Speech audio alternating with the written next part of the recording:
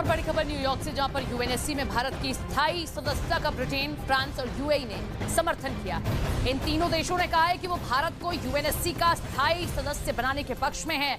अमेरिकी पहले ही भारत की सदस्यता का समर्थन कर चुके हैं और इसके अलावा रूस ने भी 3 दिन पहले ही भारत की सदस्यता के समर्थन का खुला ऐलान किया था। We want to see permanent African representation on the Council. Brazil, India, Japan and Germany as permanent members. And more seats for elected members as well. Already हम देखें तो इंडिया दुनिया की 5वीं बड़ी इकॉनमी बन गया है। इंडिया का स्टेटस कहां से कहां पहुंच गया। अगर India United nation security council का परमानेंट मेंबर बन जाता है तो इससे पाकिस्तान को कितना फायदा और नुकसान होने के चांसेस हैं? देखिए, पाकिस्तान को फायदा होगा या नुकसान होगा ये तो जब बनेंगे तब पता चलेगा। अब मेन मुद्दा ये है कि उनको बनाया क्यों जा रहा है, उसकी रीजन क्या है। और ये जो बात आपने अभी एम्बेसडर मुनीर अकरम साहब के हवाले से की है कि भारत किस तरीके से सलामती कौंसिल का मुस्तकिल रुकन बनने के लिए कोशा है, इससे ये बात साफ जाहिर है कि वो पाकिस्तान में अदम इस्तेहकाम पैदा क्यों करना चाहता है। अभी जिस तरीके से डीजी ISPR ने भारत की साजिशों को बेनकाब किया, दुनिया के सामने रखा, उसका मकसद भी यही था कि ये जो मुस्तकिल मेंबर सलामती कौंसिल का बनने की कोशिश कर रहा है वो दुनिया को बताया जाए कि भारत एक दहशतगर्द मुल्क है। ये जो डिप्लोमेटिक नेटवर्क है, इसमें रिसेंटली भी हमने, आपको याद होगा, एक डिस्कशन की थी कि इंडिया की जो एम्बेसीज हैं दुनिया में वो बढ़ रही हैं, कॉन्सुलेट भी बढ़ रहे हैं, एम्बेसीज भी बढ़ रहे हैं और टेक्निकली वो अपने इन एम्बेसीज के ज़रिए जो है जो चीज़ करना चाहता है वो सिर्फ और सिर्फ अपने जो लोग हैं उनसे कनेक्ट।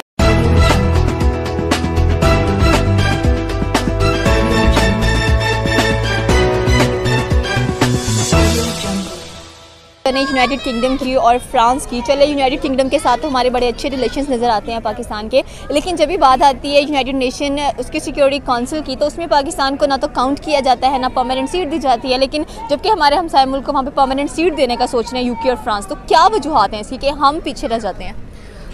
हम पीछे इसलिए रह जाते हैं क्योंकि हम उस चीज़ के कैपेबल नहीं हैं। बिकॉज बड़ी सिंपल सी बात है कि सिक्योरिटी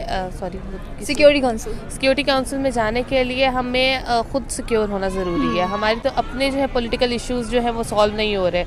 इधर पॉलिटिकल इशू के हमें यही नहीं पता कि हर 10 दिन बाद वज़ीर आज़म चेंज हो जाता है, हर 10 दिन बाद जो है वो रातों में जो है वो खुल जाती हैं, असम्बलियाँ खुल जाती हैं और बाकी चीज़ें खुल जाती हैं। तो हमें तो यही नहीं पता कि हमारे अपने मुल्क में क्या हो रहा है। तो हम सिक्योरिटी दूसरों को क्या देंगे जब हम अपनी सिक्योरिटी नहीं अफोर्ड कर सकते। कभी इधर गोलियां चल जाती, कभी उधर गोलियां चल जाती हैं। हमें ये नहीं पता भी लिबर्टी में पीछे खड़े गोलियां चल जाए। ऐसी बात है कि हम सिक्योरिटी काउंसिल में शामिल इसलिए नहीं हो सकते क्योंकि हम खुद सिक्योर मुल्क नहीं है। तो इसके लिए क्या करना चाहिए? हालांकि जो UN है उसका तो काम ही ये होता है कि आप पीस का, अमन का पैगाम पहुंचाए आप दूसरी कंट्रीज़ को जिसके दरमियान में कुछ वॉर वगैरह चल रहा होता है, उसको आप सिक्योरिटी देने वाले बन जाते हैं, उसके लिए आप मैसेज कन्वे करने वाले बन जाते हैं। लेकिन यहाँ पर पाकिस्तान की बात की जाए तो हम पीछे से पीछे ही आते जा रहे हैं। सिक्योरिटी काउंसिल में हमें अहमियत नहीं दी जाती। अगर हमारे प्राइम मिनिस्टर वहाँ पर जाते भी हैं तो उनको उस रिस्पेक्ट की निगाह से नहीं देखा जाता जितना कि एक्सपेक्ट किया जा रहा होता है। अब UK की बात कर लें, हमारे UK के साथ अच्छे ताल्लुक आता है, लेकिन UK भी पहली जो प्रायोरिटी है वो इंडिया को दे रहा है।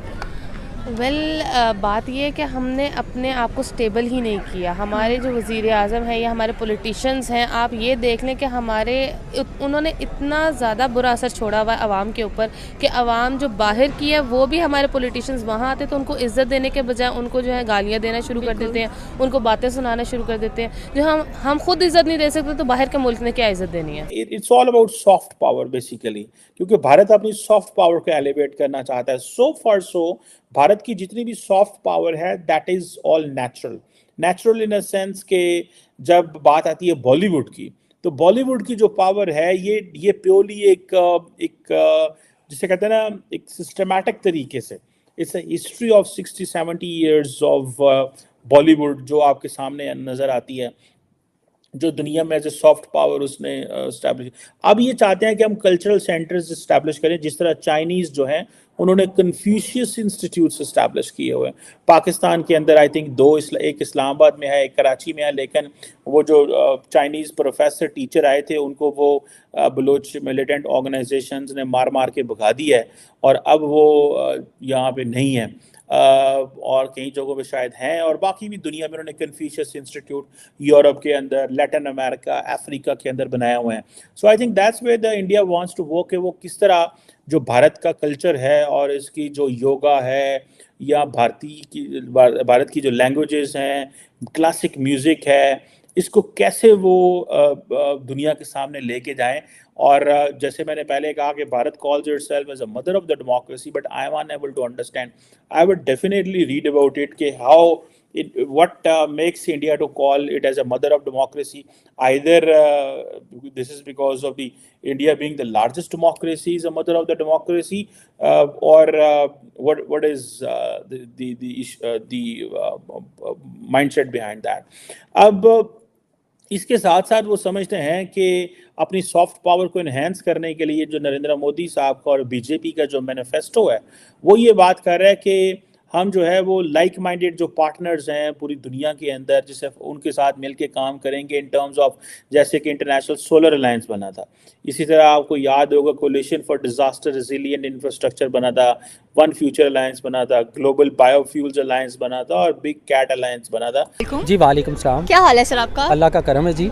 सर मुझे ये बताएं कि अगर हम बात करें यूनाइटेड नेशन सिक्योरिटी काउंसिल की, तो उसमें जो यूके और फ्रांस है वो ये कह रहे हैं कि इंडिया को परमानेंट सीट मिलनी चाहिए। यूके की बात की जाए तो पाकिस्तान के बड़े अच्छे ताल्लुकात नजर आते हैं, लेकिन पाकिस्तान को सपोर्ट करने की बजाय वो इंडिया को सपोर्टर बना हुआ है। जी असल में ना वो इंडिया ने ना हमारा हमसाया मुल्क ज़रूर है, दुश्मन मुल्क भी है, लेकिन मेरे ख्याल में अब दुश्मनी से हमें निकल जाना चाहिए, प्यार की तरफ आना चाहिए। और दोनों एटमी पावर्स हैं, एटॉमिक पावर्स हैं, और कभी भी जंग ना इंडिया अफोर्ड कर सकता है ना हम अफोर्ड कर सकते हैं। रही बात दूसरी वीटो की बात कर रहे हैं आप, वीटो के 5 ममालिक हैं, उसमें छठे का पॉसिबल ही नहीं। वो वीटो का ये एक बंदा भी अगर इख्तिलाफ राय का इजहार कर दे तो खोते ही खूह जा पैंदा है, ठीक है, वो बात सारी ख़त्म।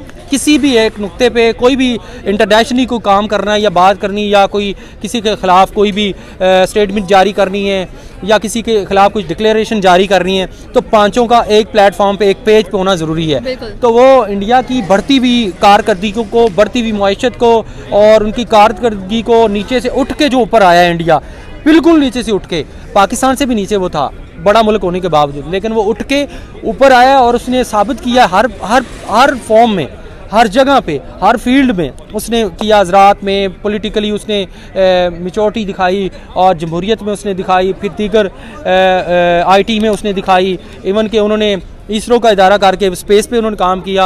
हर एक चीज़ में इंडिया में नजर आता है, लेकिन पाकिस्तान, मुझे ये समझ नहीं आती है कि G20 की मीटिंग होती है पाकिस्तान उसमें नजर नहीं आता, UN की मीटिंग होती है पाकिस्तान नजर आता है लेकिन उतना कॉन्फिडेंस नहीं दिखा पा रहा। नमस्कार दोस्तों, आज की एक और नई वीडियो में आपका स्वागत है। और इंडिया जो है वो अपनी पावर कंटिन्यू दिखा रहा है, अपना इन्फ्लुएंस यूज़ कर रहा है, जहाँ पे भी उससे बन रहा है अपना इन्फ्लुएंस यूज़ कर रहा है। और रसिया और USA तो पहले ही, फ्रांस भी पहले ही बोल चुका था, 3 देश पहले ही बोल चुके थे कि इंडिया जो है उसको वीटो पावर मिलना चाहिए। और फाइनली जो ब्रिटेन के PM हैं उन्होंने भी यूनाइटेड नेशन में जाके अपनी स्पीच में बोला है कि ब्राज़ील, इंडिया और एक और देश बताया शायद जर्मनी, इन तीनों को जो है वो परमानेंट मेंबरशिप मिलनी चाहिए यूनाइटेड नेशन में। और इंडिया के लिए ये बहुत बड़ी अचीवमेंट भी है।